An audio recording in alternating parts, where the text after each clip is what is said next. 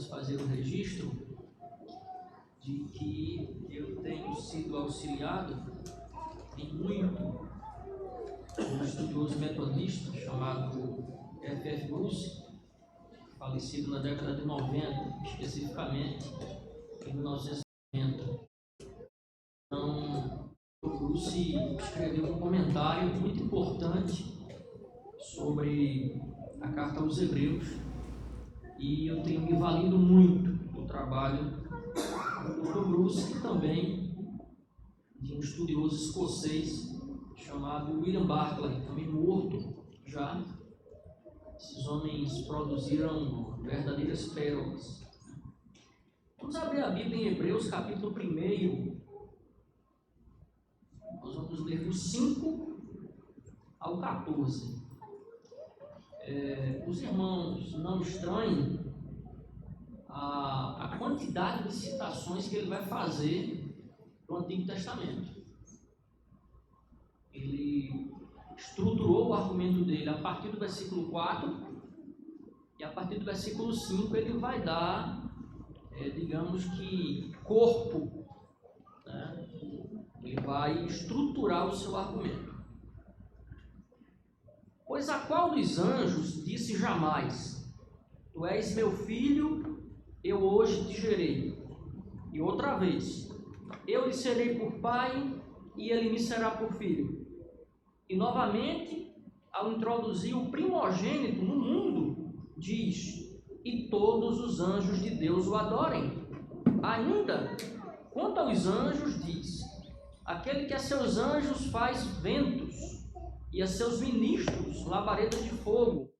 Mas acerca do Filho: O teu trono, ó Deus, é para todos sempre, e cetro de equidade é o cetro do seu reino.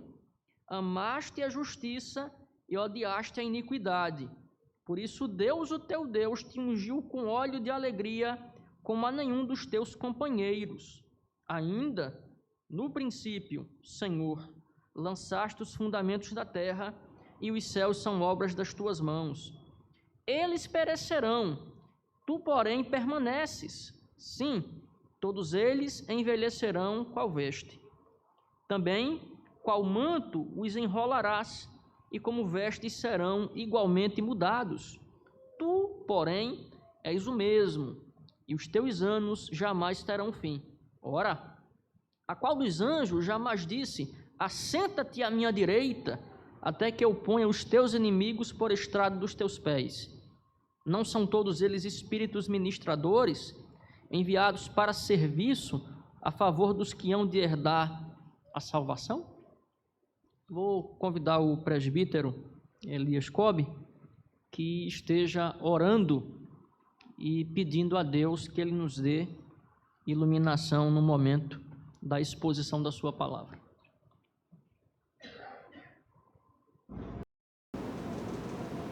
Nosso Deus, eterno Pai Celestial, nós louvamos o teu nome, Senhor, pelo grandeza do teu amor. Nos dar essa oportunidade de estarmos reunidos em torno da tua palavra nesta noite aqui nesse local, para juntos cultuarmos ao Senhor, para juntos louvarmos ao seu nome, para juntos participar desse culto de louvor e adoração ao Senhor. Só o Senhor merece o nosso louvor e a nossa adoração. Mas para isso, Senhor, suplicando a tua bênção nas nossas vidas, purificando os nossos corações para receber a tua palavra nesta noite, que ela seja viva e eficaz, que possa penetrar nos nossos corações e em nossas vidas, transformando as nossas vidas para o melhor louvor, para a melhor adoração, para o melhor serviço da tua causa. Nós te pedimos, Pai, que tu possa nos abençoar nesta hora, purificando os nossos corações e as nossas mentes, das coisas lá do mundo, Senhor, para que a tua palavra seja uma palavra viva aos nossos corações, vinda do Senhor através do teu servo para ministrar para todos nós, que ele possa ser usado por ti, Senhor, que ele possa, na tua palavra, extrair lições preciosas e transmitir as nossas vidas aos nossos corações, para que ao sairmos daqui, Senhor, possamos sair compenetrados do teu grande amor e assim viver uma vida de amor ao Senhor, uma vida de serviço na tua causa, por onde quer que nós andar. Prepara-nos, ó Pai, para essa hora. Abençoa todos que estão aqui, que possam participar ativamente deste culto de louvor e adoração e receber a tua palavra, em nome de Jesus, nós oramos. Amém. Amém. Na semana passada, nós introduzimos a nossa exposição da carta e dissemos que existem alguns elementos que conferem à carta aos Hebreus um caráter plenamente distintivo. A sua estrutura, que muitos vão dizer que na verdade é uma homilia, né?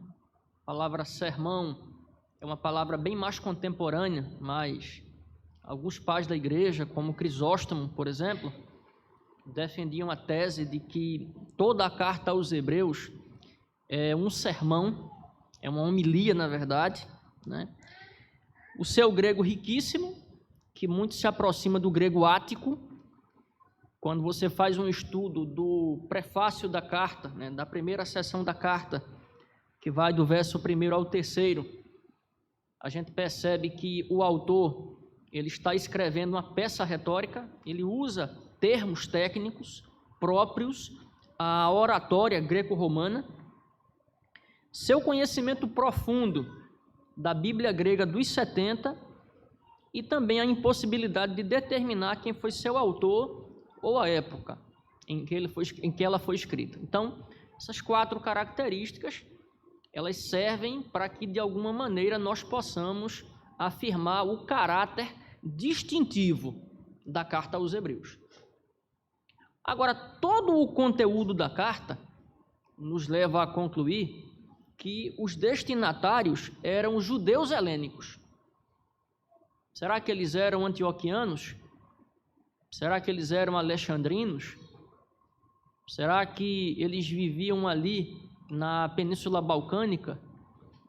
Nós não temos como determinar. Temos como determinar, sim, que eles eram judeus que haviam se convertido, judeus que haviam abandonado o judaísmo, todo o seu sistema sacrificial e, em algum momento, haviam feito a profissão da fé na pessoa bendita do nosso Senhor e Salvador, Jesus Cristo.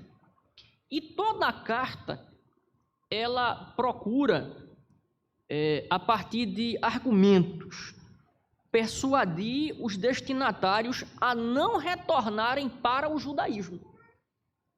Na próxima semana, se a misericórdia de Deus permitir, nós vamos iniciar o capítulo 2, e ele inicia o capítulo 2 dizendo exatamente isso, chamando a atenção para que eles não regredissem.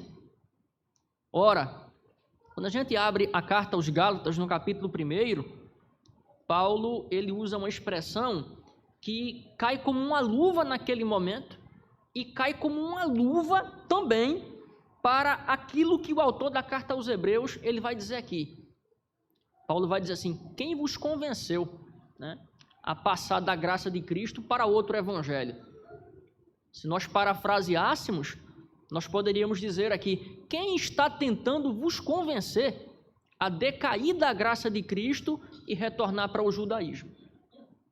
Então, através de toda uma série de argumentos, o autor da carta aos Hebreus, ele vai incentivar, ele vai instar, ele vai exortar aqueles irmãos a perseverarem na fé.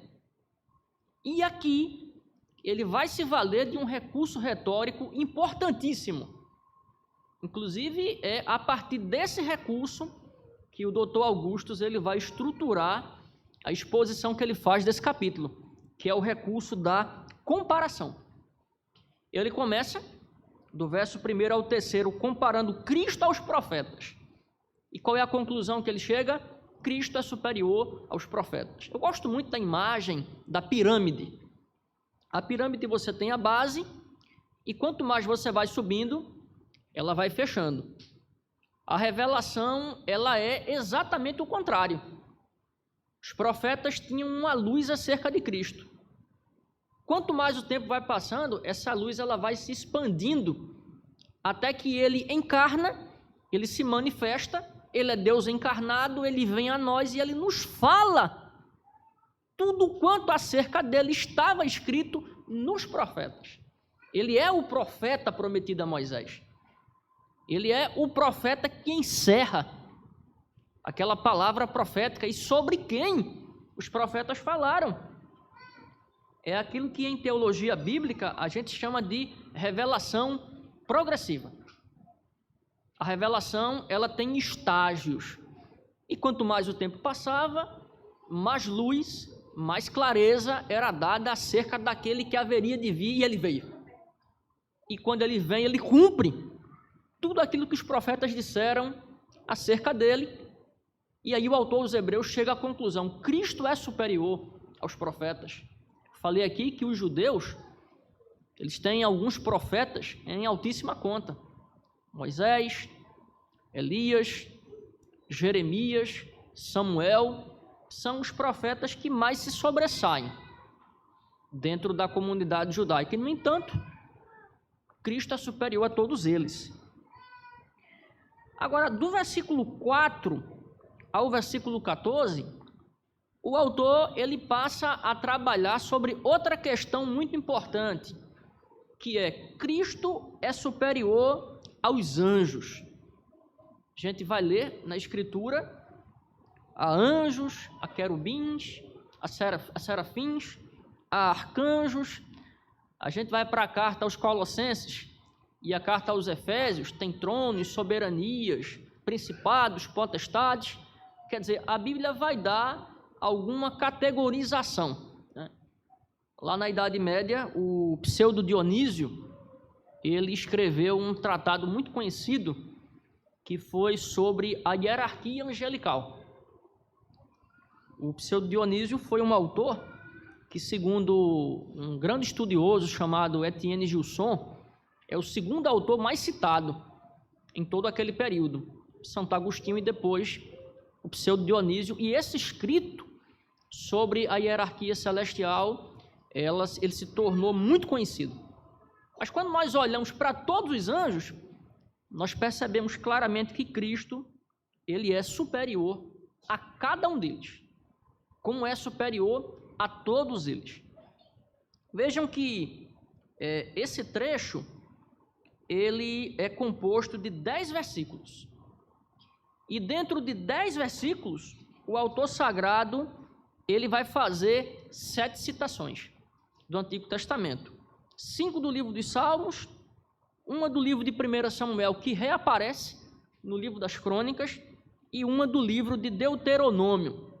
Todas elas extraídas da Septuaginta. Quando você pega o texto hebraico, que você vai ler, e você compara com a carta aos Hebreus, você percebe que ele não está citando o texto hebraico, ele está citando a Septuaginta, e ele vai fazer isso com um propósito preciso de mostrar por A mais B quem é superior a quem. E a conclusão dele é: tal como Cristo é superior aos profetas, ele também é superior aos anjos. Por isso eu quero meditar com os irmãos hoje sobre a superioridade de Cristo sobre os anjos. Em que Cristo é superior aos anjos? Em primeiro lugar, Cristo ele é superior aos anjos na sua relação com o Pai. Veja o que diz o verso 5. É uma pergunta. Na verdade, são duas perguntas. Pois a qual dos anjos disse jamais: Tu és meu filho, eu hoje te gerei? E outra vez: Eu lhe serei por pai, e ele me será por filho.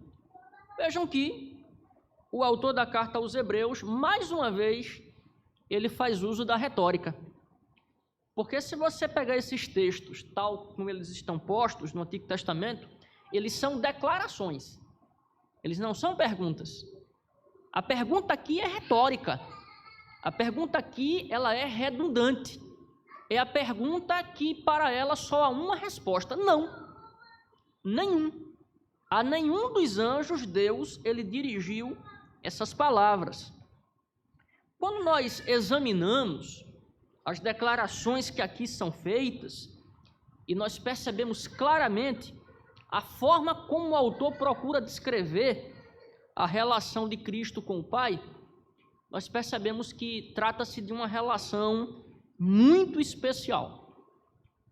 Uma relação que é marcada por alegria, uma relação que é marcada por intimidade e uma relação que ela é permeada, ela é tomada, ela é envolvida pela vontade e pelo prazer que o Pai tem de exaltar o seu Filho. Aí a gente volta para os evangelhos. Cristo, quando vem, ele disse que não tinha vontade própria, ele veio para fazer a vontade do Pai. Veio para revelar o Pai, ele veio para glorificar o Pai, ele veio para nos ensinar como agir, e em agindo tal como ele nos ensinou, o Pai pudesse ser glorificado. Aqui, o autor da carta aos Hebreus, ele inverte. Agora, a alegria é do Pai, o prazer é do Pai, e o desejo é do Pai de pegar aquele que ele enviou, que cumpriu a sua vontade, e exaltá-lo.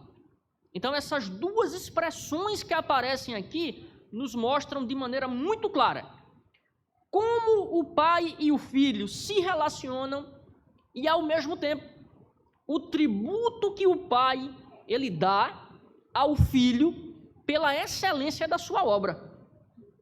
Veja que ele faz uma citação do Salmo 2, o verso 7, e uma outra citação de 2 Samuel, capítulo 7, versículo 14. Na primeira, Deus afirma a sua paternidade sobre o Filho, uma paternidade que Paulo vai interpretar muito depois, no capítulo 13 de Atos. E eu quero dizer para os irmãos que essa paternidade, ela é eterna. Quando a Escritura fala que Cristo é gerado, quando o credo diz que é gerado, não feito nem procedente, ele está falando de quê? Consubstancialidade com o Pai. Uma pergunta muito comum que Santo Agostinho faz: por que Cristo tem o direito de reinar? Aí ele vai dizer: porque ele é coeterno com o Pai, ele é consubstanciável com o Pai, ele é coigual com o Pai, ele compartilha com o Pai da mesma substância. Então, geração aí não tem sentido de criação, mas tem sentido de consubstancialidade, de compartilhamento, de uma união inquebrantável. Essa segunda citação, do capítulo 7, versículo 14, do livro de 2 Samuel, ele tem a ver com palavras que Deus ele dirige a Davi, e ele promete a Davi que ele não construiria uma casa, mas que o seu filho lhe construiria uma casa, e que Deus iria firmar o seu trono, e que o seu trono seria eterno, e que certamente Deus iria abençoar o descendente de Davi. Ora, quando a gente lê a história de Salomão, a gente percebe que determinados elementos daquela profecia não poderiam se dirigir a Salomão, mas certamente ao seu descendente, e esse descendente aqui não é outro senão a pessoa bendita do nosso amado Senhor e Salvador Jesus Cristo. É muito interessante que no livro do profeta Daniel, por 2 ocasiões, é dito lá: e o meu servo Davi os apacentará, e o meu servo Davi os guiará. Ora, Ezequiel, ele é um profeta do cativeiro, Davi é um profeta da monarquia, Davi já havia morrido. Então, essas profecias, elas fazem alusão à pessoa de Cristo e ao trono que ele herdaria de Davi, seu pai. Tanto é que, você vai para a genealogia de Jesus, livro da genealogia de Jesus Cristo, filho de Davi, Mateus capítulo 1. A gente vai para Apocalipse, capítulo 5, eis aqui o leão da tribo de Judá, a raiz de Davi, que venceu. Então, a gente percebe que o autor da carta aos Hebreus, ele se apropria desses dois textos e ele aplica os mesmos à pessoa de Cristo para mostrar que tipo de relação ele tinha com o Pai, que é uma relação completamente distinta da relação que os outros seres têm com o Pai, inclusive os anjos. Se você abrir a sua Bíblia em Jó, capítulo 1, verso 6, capítulo 2, verso 1, capítulo 38 e o verso 7, os anjos são chamados ali coletivamente de filhos de Deus. Muito provavelmente no sentido criacional. Muito provavelmente no sentido de que eles foram criados por Deus. Que a sua origem é o próprio Deus. Mas Cristo, ele é o Filho. E de acordo com o Novo Testamento, de acordo com os Evangelhos, ele é o Filho unigênito. Está lá em João capítulo 3, né? A expressão lá é monogenes. Ele é o Filho unigênito. Ele é o Filho amado. Por ocasião do batismo, Cristo sai das águas. O Espírito Santo desce como em forma corpórea, de pomba. E uma voz do céu brada: este é o meu Filho amado, em quem me comprazo, em quem tenho bastante prazer, que há muito a mim me agrada. E Paulo, em Colossenses, falando da nossa mudança de estado, ele vai dizer que Cristo é o Filho do amor de Deus. Paulo diz que nós somos transportados do reino das trevas para o reino do Filho do seu amor, ou seja, Cristo é o Filho do amor de Deus. E Deus tem prazer em ser glorificado pelo Filho, ao mesmo tempo em que tem prazer de exaltá-lo e em glorificá-lo, um privilégio que nenhum anjo pôde desfrutar. Todos nós conhecemos, na teologia bíblica, a vida e a obra de Cristo se resume a duas coisas: humilhação e exaltação. E ele se humilha, ele vem a nós, ele passa por tudo o que passou com o único propósito de quê? Consumar a redenção e glorificar o Pai. Agora o Pai está respondendo a ele dizendo: agora eu vou lhe exaltar, meu filho. Muito se tem debatido sobre o sentido da expressão tu és meu filho, hoje eu te gerei. Essa expressão hoje. Agora, o apóstolo Paulo, em Atos 13, versículo 33, ele estava na cidade de Antioquia da Psídia, não é Antioquia da Síria. Antioquia da Síria foi de onde ele havia saído. No início do capítulo 13, ele estava em Antioquia da Psídia. E ele vai fazer um discurso poderoso ali, acerca da pessoa e da obra de Cristo, e ele vai dizer: como Deus a cumpriu plenamente em nós, seus filhos, ressuscitando a Jesus, como também está escrito no Salmo 2: tu és meu filho, hoje eu te gerei. Então veja como Warren Wiersbe, ele explica esse texto. Jesus Cristo é o Filho de Deus desde a eternidade. Ele se humilhou e se tornou homem. Em sua ressurreição, porém, glorificou a humanidade que o Pai lhe deu e recebeu de volta a glória eterna. Ou seja, a ideia é que quando Deus disse para ele: tu és meu filho, hoje eu te gerei, significa dizer, ele encarna e ao ressurgir a sua carne, o seu corpo terrenal, ele também é glorificado e ele volta para a glória que ele antes desfrutava com o Pai. Ou seja, essa geração era uma referência à glória que o Pai lhe convidou a compartilhar mais uma vez. Então aqui nós aprendemos que o Filho, na sua relação com o Pai, distintivamente da criação, muito em particular dos anjos, ele é portador de glória, ele é portador de majestade e que é do agrado do Pai, que não somente os anjos, mas que todos nós tributemos glória e louvor à pessoa bendita do seu Filho amado. Então, Cristo é superior aos anjos, em primeiro lugar, na sua relação com o Pai. Em segundo lugar, na sua relação com os próprios anjos. Versículos 6 e 7. E, novamente, ao introduzir o primogênito do mundo, diz: e todos os anjos de Deus o adorem. Ainda, quanto aos anjos, diz: aquele que a seus anjos faz ventos. Na verdade, essa palavra vento aqui poderia ser traduzida como espíritos. E a seus ministros, labareda de fogo. Vejam que o autor, ele vai nos versículos 6 e 7. No versículo 6, ele faz uma declaração concernente a Cristo. No versículo 7, ele faz uma outra declaração agora, concernente aos anjos, justamente para distingui-los.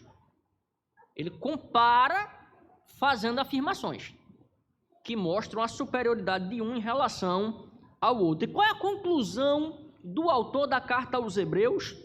É que os anjos são devedores a Cristo. E são devedores de duas coisas. Eles são devedores de adoração e eles são devedores de serviço. Eles estão a serviço. Ou seja, eles são convocados para glorificar aquele que venceu a morte.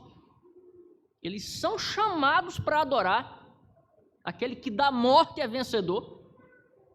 Mas ao mesmo tempo é como se Deus dissesse: tal como acontece no quartel, onde há soldados e há um comandante, os senhores tratem de ficar à disposição do meu filho, porque a qualquer momento ele pode dar ordens a vocês, e vocês devem estar preparados. O que mostra que na hierarquia celestial há quem manda e há quem obedeça, há quem sirva e há quem seja servido, há quem esteja no comando e há quem esteja debaixo do comando. Quem está no comando? O nosso Senhor e Salvador Jesus Cristo, que é quem? Que é general de guerra, que é vencedor, que é guerreiro, e ele tem seus exércitos celestiais. O autor cita Deuteronômio 32:43 na Septuaginta e o Salmo 104:4. E ao citá-los, o autor no verso anterior já falara da ressurreição de Cristo. Agora ele diz que quando o Pai ressuscitou o Filho, ele determinou que os anjos o adorassem.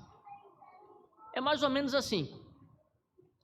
Ali tem uma porta que separa a vida da morte.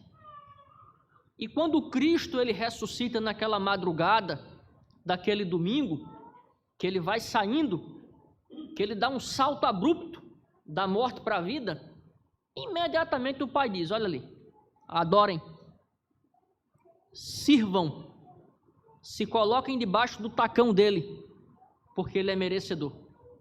O que mostra que ele é coeterno com o Pai, coigual com o Pai e merecedor de glória e majestade. Quanto à relação de Cristo com os anjos, é importante salientar 4 coisas. Um anjo anunciou o seu nascimento a Maria e a José. A Maria, no capítulo 1 de Lucas, é dito o nome do anjo, o anjo Gabriel. No capítulo 1 de Mateus fala de um anjo.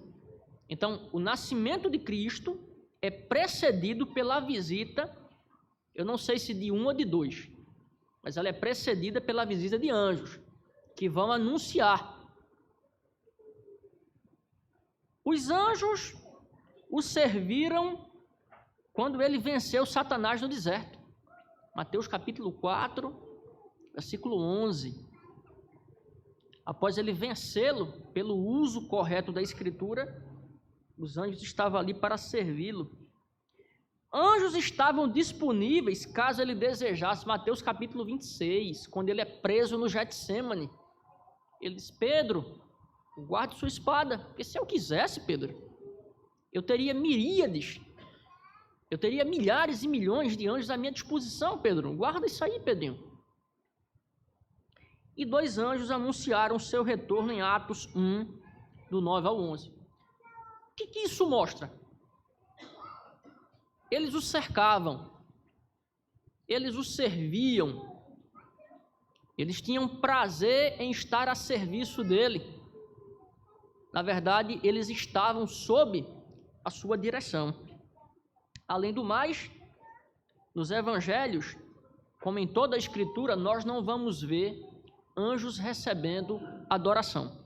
Em momento nenhum, a Escritura ela vai autorizar que um anjo ele receba adoração. Pelo contrário, Cristo, ele recebeu a adoração daquele leproso, ele recebeu a adoração daquela mulher, ele recebeu a adoração dos discípulos. Quer dizer, a gente vai ver que há vários elementos que tornam a pessoa de Cristo distinta da pessoa dos anjos. É muito interessante que os testemunhas de Jeová, eles façam a declaração de que Cristo é Miguel. Eles afirmam categoricamente que Cristo é Miguel. Mas Miguel é um anjo. Miguel foi criado, Miguel teve um princípio. Miguel é subalterno. Miguel não passa de um conservo. Miguel é alguém que está a serviço. Cristo, por outro lado, a gente vai ver. Ele está numa posição exaltada. Ele é criador, ele é eterno, ele é Deus. E aqui, o texto mostra claramente que os anjos lhe devem adoração, que os anjos lhe devem serviço. E na consumação de todas as coisas, Paulo vai dizer no Carmen Christi, Filipenses capítulo 2, que todos aqueles que estão na terra, no céu, debaixo da terra, todos vão ter que se dobrar diante de Cristo, e isso não exclui os anjos. Ou seja, Cristo é superior a todos eles. Em Apocalipse, capítulo 22, versículo 8 e 9, vai ficar muito clara qual é a relação entre, por exemplo, nós que servimos a Deus e os anjos. Eu, João, sou quem ouviu e viu estas coisas. E quando as ouvi e vi, prostrei-me ante os pés do anjo que me mostrou essas coisas, para adorá-lo. Então ele me disse: vê, não faças isso. Eu sou conservo teu, dos teus irmãos, os profetas, e dos que guardam as palavras deste livro. Adora a Deus.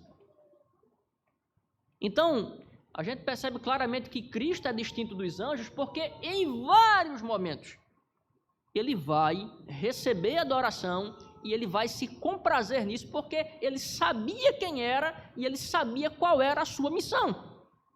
Então aqui nós aprendemos sobre o dever que toda criatura, seja ela quem quer que for, ela tem de render adoração ao Cristo de Deus. Uma adoração que começa aqui e irá se estender por toda a eternidade. O credo niceno nos ensina que com o Pai e o Espírito, o Filho deve ser glorificado e adorado. Dominicalmente, nos reunimos para adorar o Senhor Jesus e agradecer por seu sacrifício. Dominicalmente, reconhecemos sua dignidade e lhe dirigimos a nossa adoração. E como declaram os cristãos há séculos, louvado seja o nosso Senhor e Salvador, Jesus Cristo. Então, Cristo é superior aos anjos na sua relação com o Pai. Cristo é superior aos anjos na sua relação com os próprios anjos. E Cristo é superior aos anjos na sua condição como Deus, Criador e soberano. Versículo 8 ao 14. Aí ele continua. Mas acerca do Filho, o teu trono, ó Deus, é para todo sempre, e cetro de equidade é o cetro do seu reino. Amaste a justiça e odiaste a iniquidade. Por isso Deus, o teu Deus, te ungiu com óleo de alegria como a nenhum dos teus companheiros. Quem são os companheiros? Os anjos? Por que eles são companheiros? Porque eles circundam o trono de Deus. Eles guardam o trono de Deus. Ainda No princípio, Senhor, lançaste os fundamentos da terra. Isso no Antigo Testamento é aplicado ao Pai, aqui é o Filho. E os céus são obras das tuas mãos. Eles perecerão, tu, porém, permaneces. Sim, todos eles envelhecerão qual veste. Também qual manto os enrolarás, e como vestes serão igualmente mudados. Tu, porém, és o mesmo, e os teus anos jamais terão fim. Ora, a qual dos anjos jamais disse: assenta-te à minha direita, até que eu ponha os teus inimigos por estrado dos teus pés? Não são todos eles espíritos ministradores, enviados para serviço a favor dos que hão de herdar a salvação? Então vejam, o autor, nesses versículos finais, ele vai dizer de maneira muito clara que o Senhor Jesus, ele é portador de divindade. Como Deus, ele criou todas as coisas, e por ter criado, ele tem a dignidade de governá-las como o soberano da criação. E aí ele vai fazer isso, como eu havia dito, por meio da comparação. Veja que aqui ele vai citar 3 textos. Salmo 45, versículos 6 e 7. Salmo 102, versículos 25 a 27. E o salmo talvez mais citado de todo o Novo Testamento, que é o Salmo 110, verso 1. Nas referidas citações, o autor aos Hebreus lista os 3 atributos que eu mencionei: divindade, criador e soberania. Ele vai dizer que Cristo é Deus. Essa expressão que aparece no verso 8 aqui, o teu trono, ó Deus, né? Ela é uma alusão veterotestamentária à pessoa do Pai. Mas aqui, o autor da carta aos Hebreus, ele vai aplicá-la à pessoa de Cristo. E ele vai dizer que Cristo, como Deus, ele reina perpetuamente. Qual é a imagem que ele vai usar? É a imagem do Salmo 110. A imagem do rei que recebia o óleo sobre a sua cabeça, o rei que era ungido e que era entronado, e que era firmado o seu reino. Eu cito como, por exemplo, aquela ocasião em que o profeta Samuel, no capítulo 16 do seu primeiro livro, ele vai à casa de Jessé, o belemita. Ele traz os seus filhos e ele faz aquela pergunta, né? Tem mais algum? Tem um pastor de ovelhas, está lá no campo, um magrelinho. Está lá. Tá bom, mas a gente só vai sentar quando ele chegar. E quando ele chegou, o Senhor disse: eis aí o homem. E Samuel fez o quê? Derramou óleo na cabeça de Davi e o ungiu como uma forma de legitimação do seu reinado. Então, o Senhor Jesus aqui, ele é descrito como aquele que foi ungido pelo próprio Deus. A gente vai ver isso quando ele entra lá na sinagoga de Nazaré, da sua cidade. Ele vai abrir a Bíblia no livro do profeta Isaías, e ele mesmo vai dizer: porque o Senhor me ungiu, porque o Senhor tem legitimado o meu ministério, ele tem legitimado o seu reino.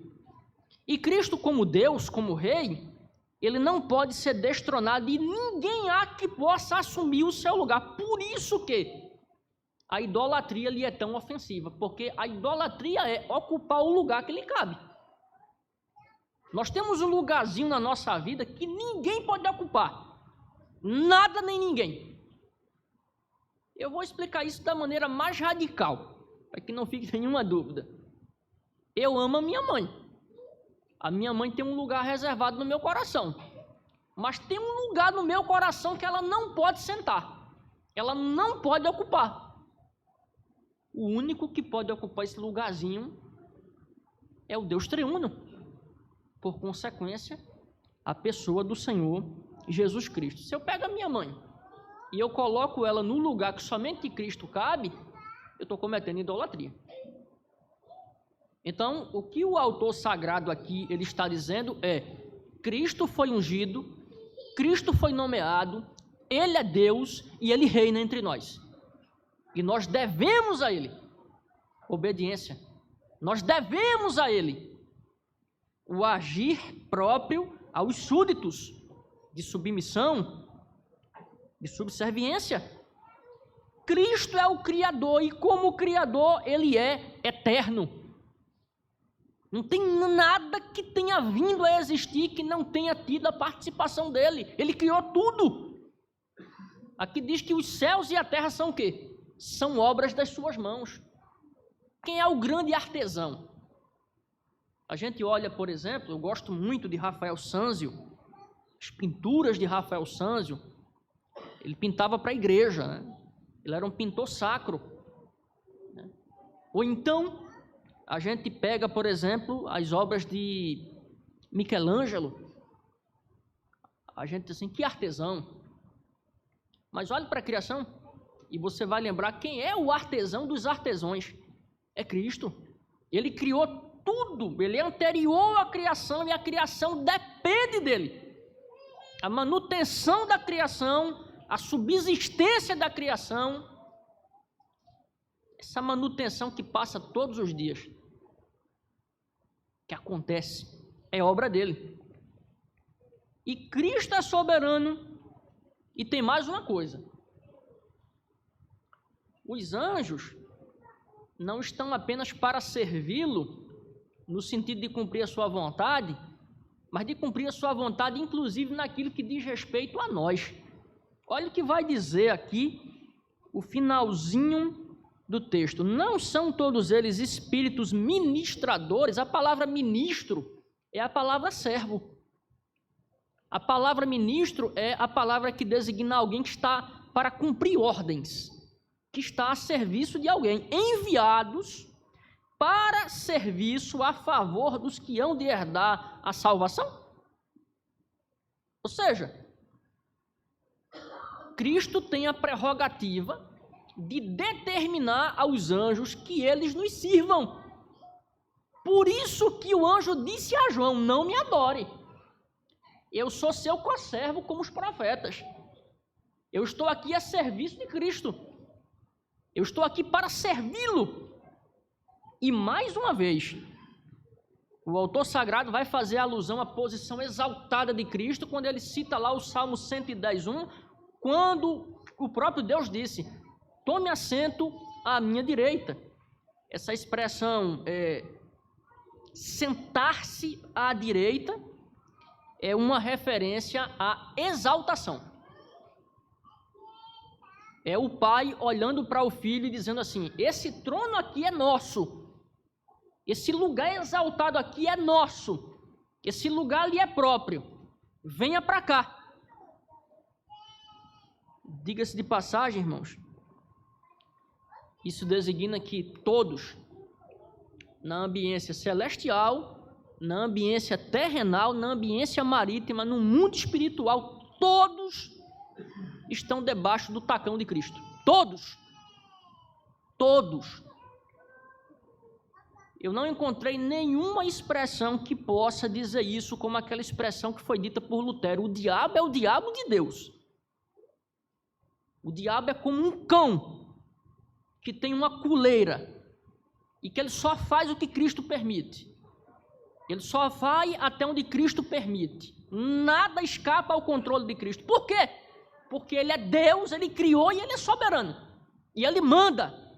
E Ele governa. Nada acontece sem que Ele deixe de tomar conhecimento. Nada. Absolutamente nada. Tudo na criação acontece a tempo e a hora. Está vendo esse culto aqui?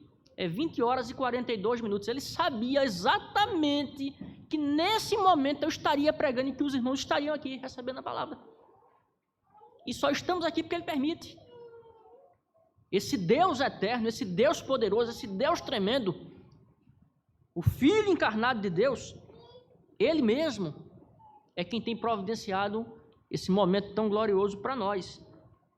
Então, aqui nós aprendemos com o autor da carta aos Hebreus que a divindade de Cristo, os seus atributos, a sua providência, tornam ele claramente distinto dos anjos.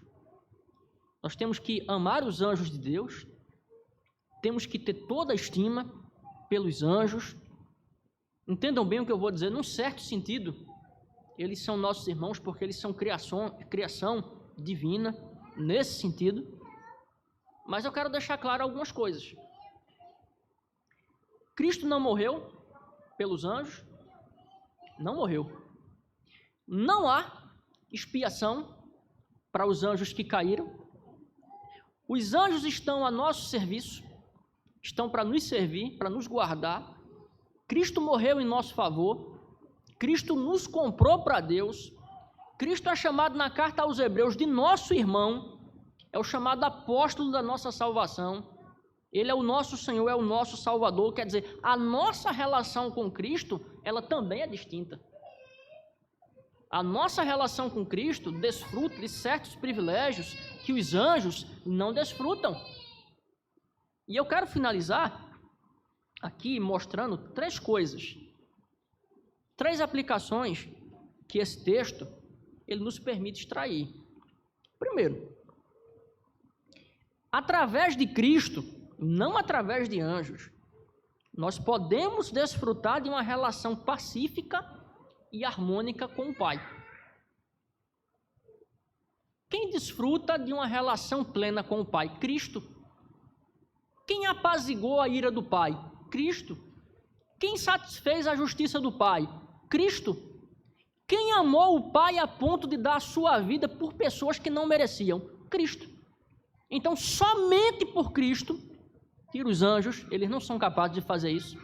Só Cristo pode nos levar a ter uma relação pacífica e harmônica com o Pai. Segundo, embora a criação, e isto inclui todos os anjos, todas as miríades, embora a criação seja maravilhosa, a grande maravilha a quem nós devemos tudo é Cristo.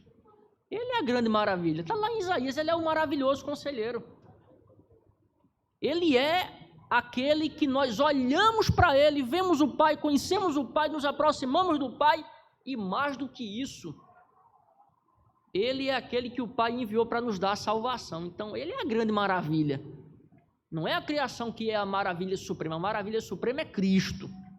Terceiro, é da vontade e é para a glória de Deus, veja, é da vontade de Deus e é para a glória de Deus que nós confessemos Cristo como nosso Senhor e Salvador. O que isso significa?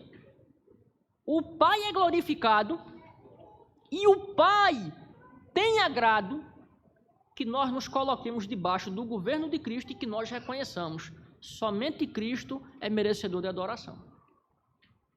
Então, o autor da carta aos Hebreus, ele não nos deixa nenhuma outra opção. Vamos tratar os anjos muito bem, com respeito, com reverência, vamos estimá-los, mas vamos aprender a fazer a distinção. Anjo é anjo. Cristo está num outro patamar.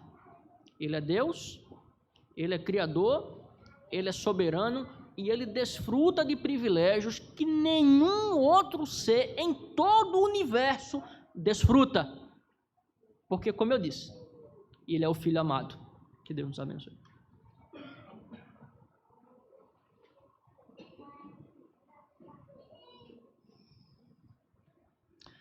Eu quero convidar novamente o quarteto Som de Vida para que possamos entoar hinos de louvores ao nosso Deus.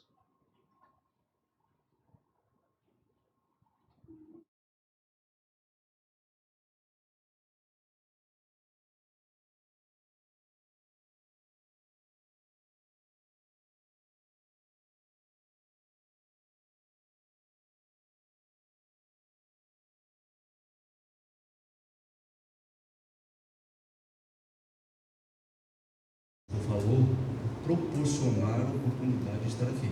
Se não fosse ele, nós não estaríamos aqui. Nós agradecemos primeiro a Deus. Não demos conselho da igreja, o reverendo Jefferson, né? Então nós somos gratos também a vocês por esse privilégio, essa oportunidade. Nós vamos então louvar o Senhor nesse instante com o último hino. Deus proverá. Deus sempre provê aquilo que nós precisamos. Ele sempre provê.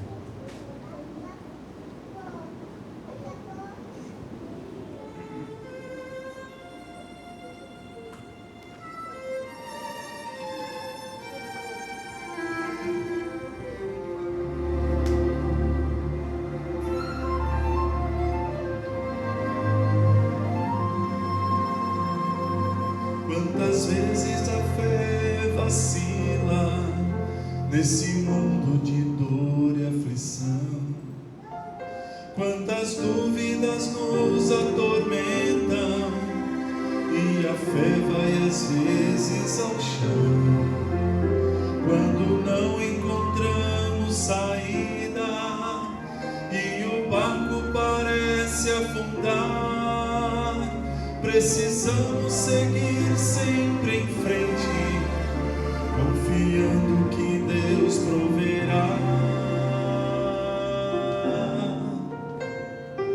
Deus prometeu conosco estar, Deus prometeu, não vai falhar.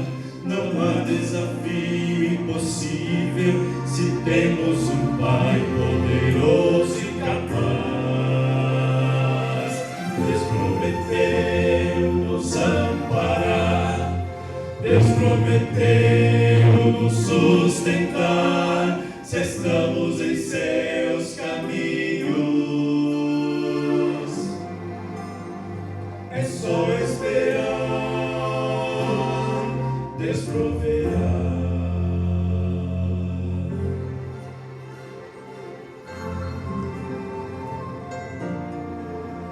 Se lançamos olhar à frente e o futuro parece sombrio, se as lágrimas são incessantes e o sorriso dos lábios fugir, se clamamos a Deus por socorro e a resposta parece não vir, basta olhar para o trono da graça e lembrar que o amor nos remiu.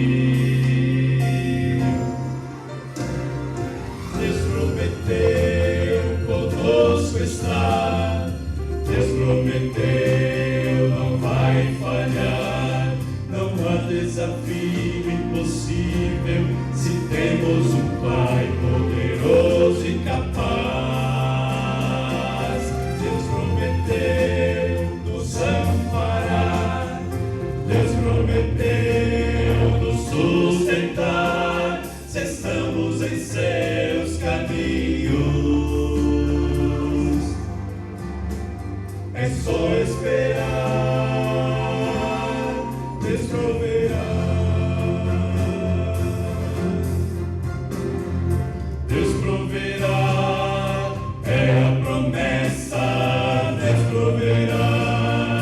Não tenha pressa, Ele em seu tempo e sabedoria sabe nos dar o que é melhor.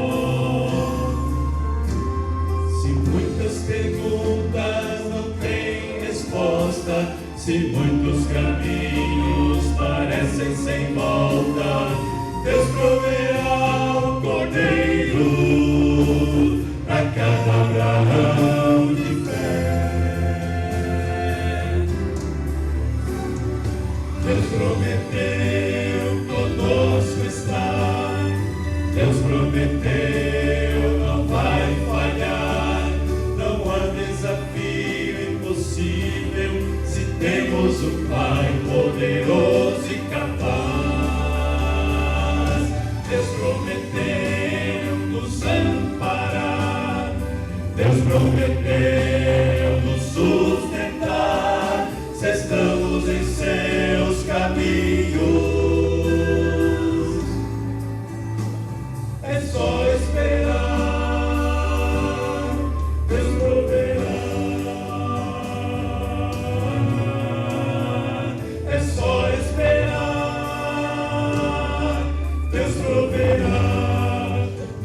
ovelha.